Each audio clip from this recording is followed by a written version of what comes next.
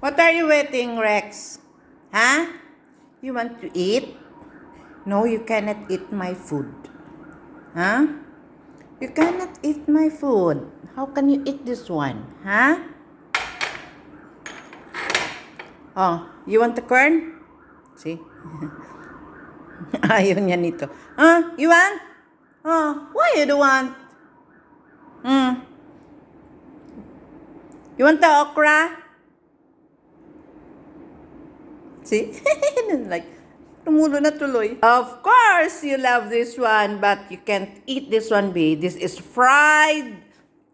But, hindi yan nag-ano. See? Kailangan mo yan bigyan. You cannot eat this one. Your food is only chicken breast. Go, because you cannot eat my food. Bye-bye! Hindi kasi makakain yung pagkain ko.